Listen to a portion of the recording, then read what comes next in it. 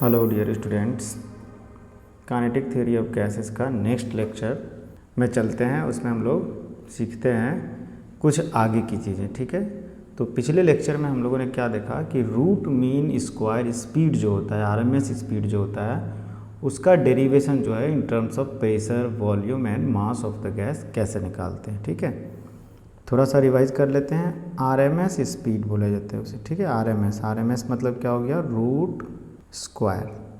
किसी भी ऑब्जेक्ट का अगर आरएमएस स्पीड निकालना हो तो उसका मेथड क्या है, अपोजिट करना होता है। ठीक है, सबसे पहले उसका स्क्वायर कीजिए। ठीक है, स्क्वायर के बाद उसका मीन लीजिए और मीन के बाद क्या करिए, उसका रूट ले लीजिए। इस तरह से आप कीजिए। मान लीजिए वेलोसिटी का निकालना है तो सबसे पहले वेलोसिटी का स्क्वायर कर लिए, मतलब सारे वेलोसिटी को स्क्वायर करके जोड़ लिए, फिर उसका डिवाइड कर दिए नंबर ऑफ मॉलिक्यूल से, तो मीन हो गया, और फिर उसका स्क्वायर रूट ले लिए, तो ये हो गया आरएमएस स्पीड, वी आरएमएस। ठीक है, ये मेथड हो गया। अच्छा, आरएमएस स्पीड का जो फॉर्मूला जो हमने पिछले लेक्चर में डिराइव किया हुआ है, V R M S equal to √3p/ρ। P pressure है, रो डेंसिटी है। ठीक है, तो मास बाय वॉल्यूम अगर लिखते हैं तो 3pv/m भी हो जाएगा। ठीक है, where m is the mass of molecule. ठीक है, गैस का मास बोलेंगे actually, mass of the gas. ठीक है, तो कहने का मतलब क्या है, अब ट्रांसलेशनल काइनेटिक एनर्जी गैस का जो होता है वो क्या होता है, translational kinetic energy, translational kinetic energy क्या हो जाएगा, translational kinetic energy of the gas will be equal to, मान लीजिए उसको काइनेटिक एनर्जी कैसे डिनोट करते हैं, तो half summation of m v², ये लिखेंगे, और ये जो हो जाएगा हाफ m, मान लीजिए टोटल नंबर ऑफ मॉलिक्यूल से मल्टीप्लाई एंड डिवाइड कर देते हैं, तो ये VRMS का टर्म आ गया, तो ये हो गया आपका हाफ m n VRMS²।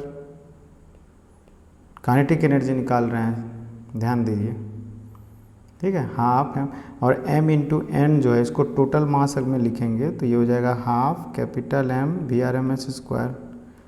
ठीक है, तो कैपिटल M क्या है, मास ऑफ द गैस है, याद रखिए ये चीज़ हो गया। और average kinetic energy of one molecule क्या हो जाएगा, एवरेज, ये तो पूरे गैस का है, तो average kinetic energy of molecule लिखना होगा तो k total number of molecule से डिवाइड कर दीजिए, तो ये हो जा रहा है हाफ m VRMS²। ठीक है, और आपके पास है PV = 1/3m VRMS², ये तो है आपके पास। ठीक है, तो यहाँ से आप जो एक रिलेशन निकाल रहे हैं काइनेटिक एनर्जी के टर्म, एवरेज काइनेटिक एनर्जी के टर्म में, काइनेटिक एनर्जी के टर्म में, तो ये हो जा रहा है, कितना लिख सकते हैं इसको लिख सकते हैं 2/3 टाइम्स 1/2 m VRMS²। ठीक है, अब m half m VRMS² kinetic energy है, तो 2/3 k हो गया। ठीक है, तो इसका मतलब कि काइनेटिक एनर्जी जो है वो 3/2 PV के टर्म में आ गया। ये एक भी इम्पॉर्टेंट रिलेशनशिप आपके पास आया। ठीक है, इसको याद रखना है कि काइनेटिक एनर्जी जो है प्रेशर और वॉल्यूम के टर्म में किस तरह से आया। ठीक, आगे बढ़ते हैं। और काइनेटिक इंटरप्रिटेशन ऑफ टेम्परेचर, मतलब काइनेटिक इंटरप्रिटेशन ऑफ टेम्परेचर क्या है मॉलिक्यूल के टर्म में। काइनेटिक, मान लीजिए टेम्परेचर का जो टेम्परेचर जो होता है वो फंक्शन ऑफ VRMS होता है, ये हमने पिछले लेक्चर में भी देखा है और थोड़ा डिटेल में देखेंगे। ठीक है, ये प्रेशर और वॉल्यूम का जो मल्टीप्लिकेशन है वो 1/3m VRMS² है, ये हम लोगों ने प्रूव किया है। और प्रेशर और वॉल्यूम जो होता है, वॉल्यूम इस तरह से लिख रहे हैं, = 1/3m, इसको VR² केवल लिखता हूँ। ठीक है, RMS को बार बार लिखने से पहले। ठीक है, हो गया। और एक रिलेशनशिप हमारे पास पता है, इसी को अगर हम ऐसे लिखते हैं, let PTR = pressure at triple point of water and VTR equal to velocity, RMS velocity at triple point of water. ठीक है, PTR VTR हो गया। अगर ये है तो हम लोग लिख सकते हैं PV इक्वल टू, ये तो एक इक्वेशन है। अब लिखेंगे PTR VTR, जहाँ पे वॉल्यूम है ये, सॉरी V कांस्टेंट रहने देते हैं। PV equal to 1/3m total mass and VTR square.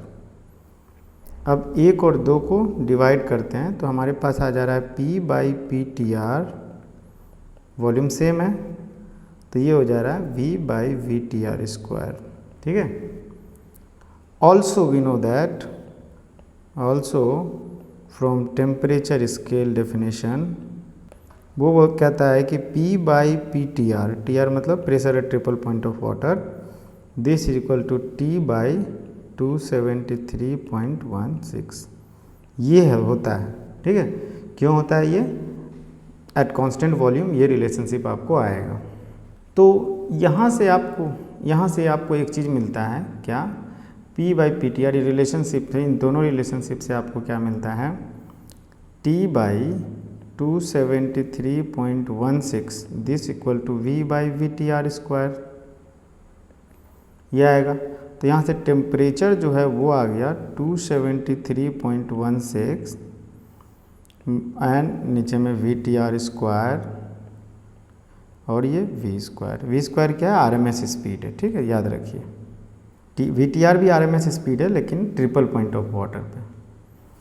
तो अगर ध्यान से देखा जाए तो ये temperature equal to some constant let us से K dash into VR square आया। इसका मतलब कि temperature is proportional to VRMS square. ये जो रिलेशनशिप आया ये बहुत इंपॉर्टेंट रिलेशनशिप, ये कहता है टेम्परेचर जो होता है वो VRMS स्क्वायर का प्रोपोर्शनल होता है। ठीक है, VRMS स्क्वायर के प्रोपोर्शनल होता है।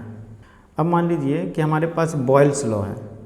ठीक है, proof of Boyle's law using kinetic theory of gases. जितने भी लॉज ऑफ गैसेस हैं उनको हम लोग KTG से प्रूव कर सकते हैं। कुछ एक हम कर देंगे, उसके बाद देखिए मान लीजिए बॉयल्स लॉ है तो PV इक्वल टू क्या होता है? 1/3mn VRMS स्क्वायर, ये होता है। और VRMS स्क्वायर इज क्या है? प्रोपोर्शनल टू T, तो 1/3mn सम कांस्टेंट मान लीजिए, या पूरे को कांस्टेंट मान लेते हैं, VRMS square proportional to T है। ठीक है, तो 1/3 capital M some constant into T, KT मान लेते हैं। ठीक है, तो PV प्रोपोर्शनल टू T आ गया for a fixed mass M। ठीक है, अगर M नहीं चेंज हो रहा है तो PV proportional to, sorry at fixed temperature PV is constant at fixed temperature and at fixed temperature PV equal to constant, क्योंकि सब कुछ कांस्टेंट हो गया अगर आइसोथर्मल कर रहे हैं तो यही तो बॉयल्स लॉ है।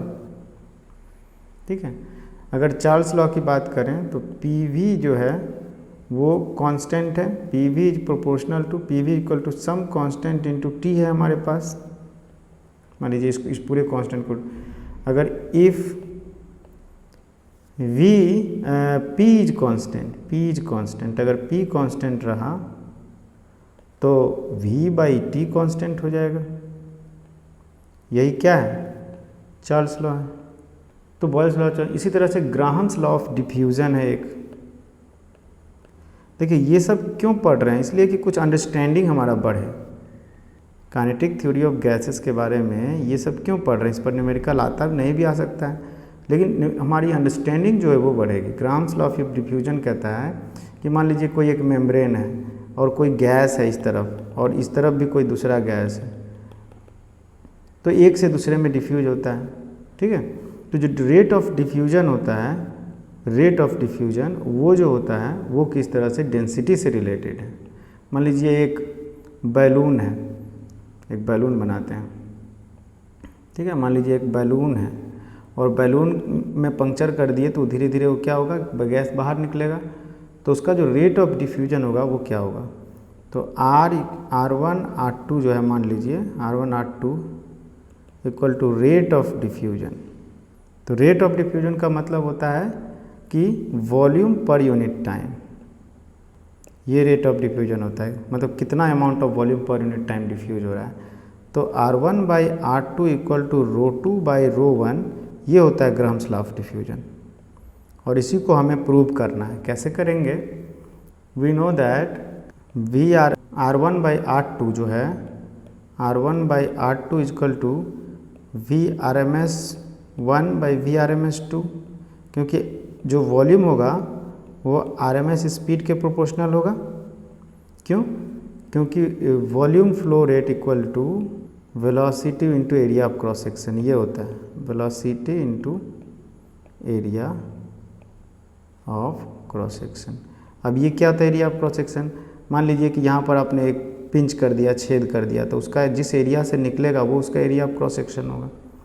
तो जब area of cross section constant रहा तो क्या हो गया कि वेलोसिटी के प्रोपोर्शनल हो गया। और वेलोसिटी किसके प्रोपोर्शनल होता है? हमें पता है √3p by ρ1 divide by 3p by ρ2।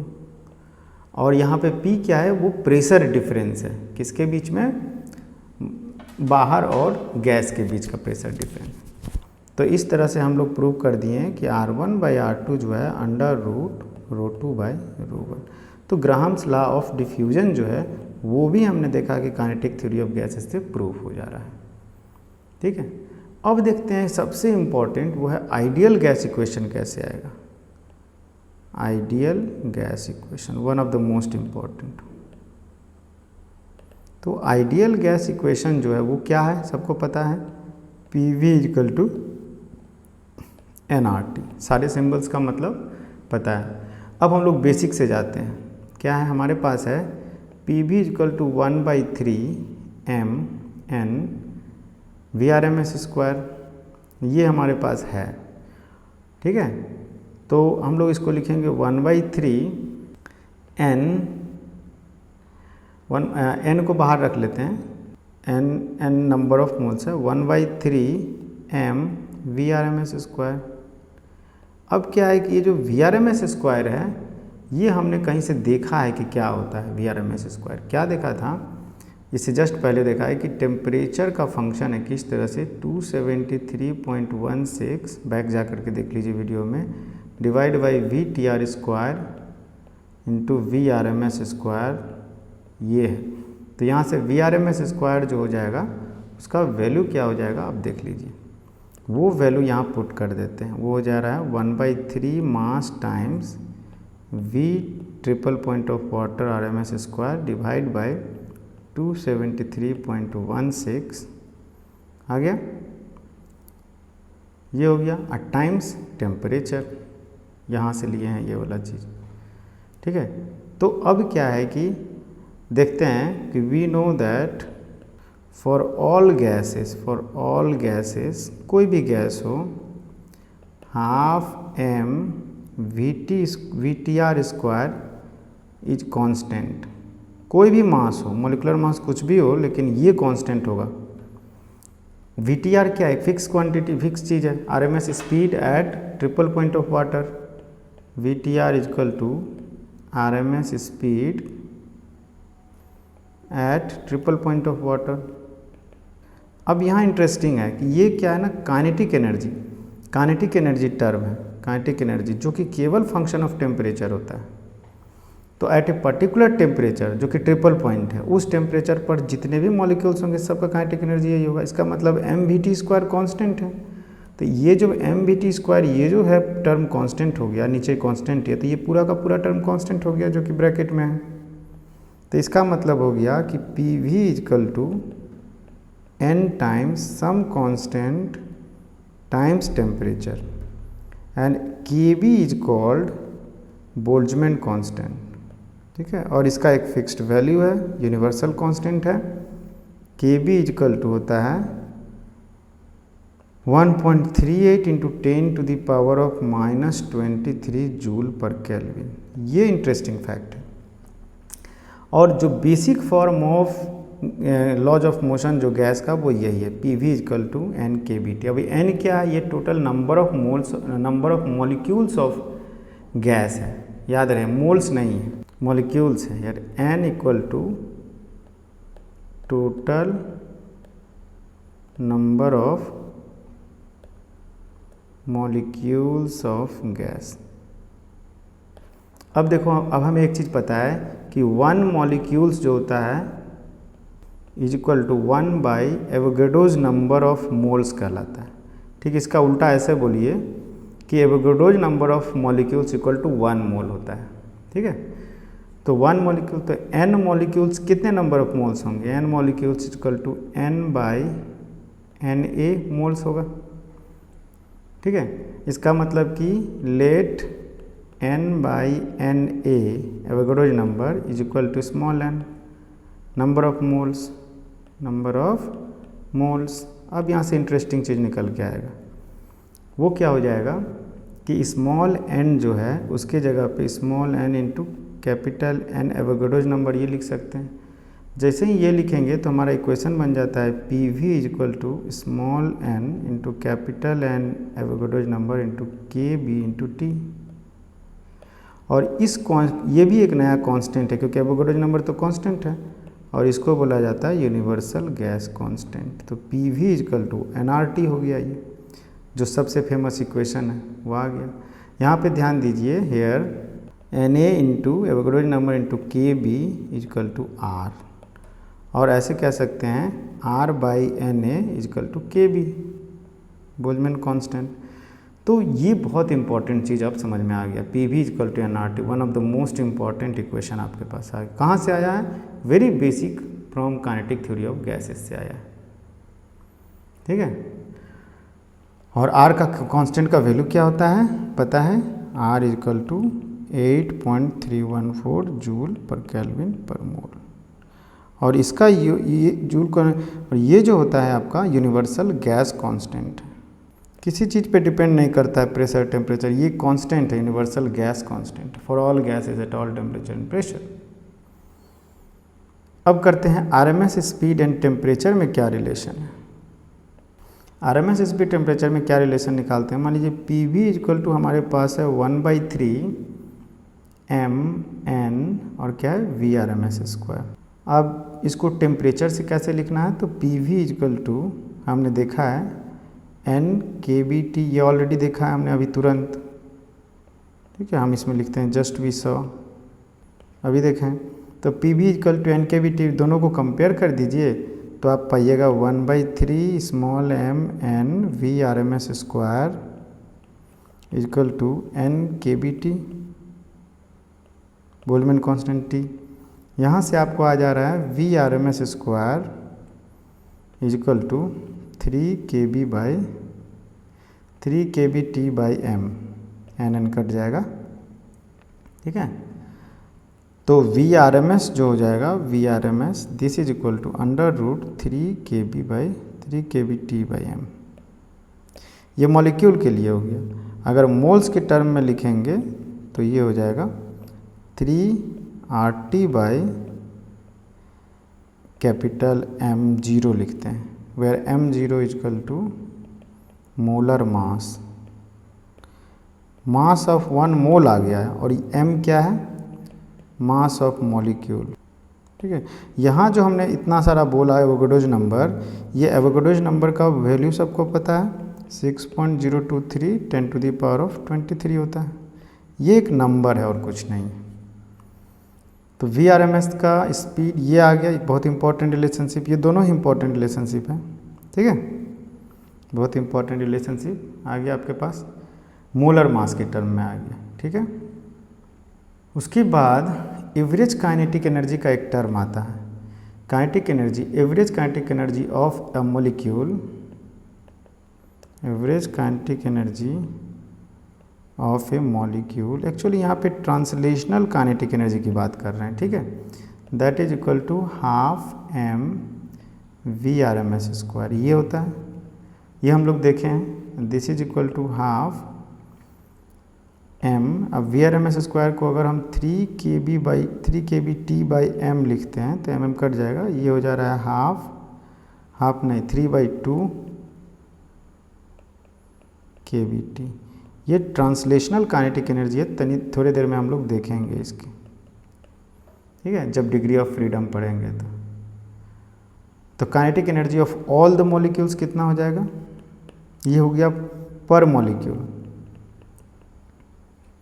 Kinetic energy of all molecule n से मल्टीप्लाई हो जाएगा 3/2 n टाइम्स kBt, और ये जो हो जाएगा वो हो जाएगा 3/2 nRT। ठीक है, ये पूरे गैस का हो गया, ये केवल 1 मॉलिक्यूल का हो गया, और 1 मॉलिक्यूल। क्लियर है? तो ये जो है ना, ये इंटरेस्टिंग चीज़ है। अगर ये आप सीख लिए हैं तो आगे जो हम लोग करने जाएंगे उसमें तो बहुत सुविधा होगा। ठीक है, एक बार रिवाइज करते हैं हम लोगों ने क्या क्या देखा, शुरू से रिवाइज कर लेते हैं क्या क्या देखे हैं। यहाँ से शुरू किए हैं हम लोग। ठीक है, सबसे पहले देखें कि RMS स्पीड जो होता है वो in terms of density and pressure क्या होता है। ठीक है, उसका फॉर्मूला हमने लिखा ये। उसके बाद देखें कि ट्रांसलेशनल काइनेटिक एनर्जी जो होता है गैस का, या average translation kinetic energy of molecule का, वो क्या होता है, नीचे देख लिए। काइनेटिक इंटरप्रिटेशन ऑफ टेम्परेचर में देखें कि जो होता है आपका वो टेम्परेचर जो होता है RMS स्पीड के प्रोपोर्शनल होता है, जो यहाँ दिखाई दे रहा है। ठीक है, और फिर एक रिलेशनशिप निकालें जो कि यहाँ पर आया कि टेम्परेचर जो है वो प्रोपोर्शनल टू VRMS स्क्वायर है, वो रिलेशनशिप निकाला हमने। अभी proof of laws of gas है। लॉज ऑफ गैस में हमने बॉयल्स लॉ और चार्ल्स लॉ को प्रूफ किया, काइनेटिक थ्योरी ऑफ गैसेस को यूज करके। ग्राहम्स लॉ ऑफ डिफ्यूजन को प्रूफ किया। उसके बाद आइडियल गैस इक्वेशन निकाला, ये वाला आइडियल गैस इक्वेशन, और फिर उसके जितने भी कांस्टेंट हैं उसके बारे में देखा। ठीक है, सो PV = nRT कहाँ से कैसे आता है, इस पर हम लोगों ने देखा। और फिर RMS स्पीड जो है वो टेम्परेचर के साथ किस तरह से रिलेशनशिप बनाता है, वो डेरिवेशन देखा हमने। ठीक है, और लास्ट में क्या देखें कि एवरेज काइनेटिक एनर्जी एक मॉलिक्यूल का कितना होता है, और फिर total kinetic energy of gas क्या है। ओके, अब नेक्स्ट लेक्चर में हम लोग डिग्री ऑफ फ्रीडम और स्पेसिफिक हीट से रिलेटेड चीज़ें सीखेंगे। ठीक है, थैंक यू।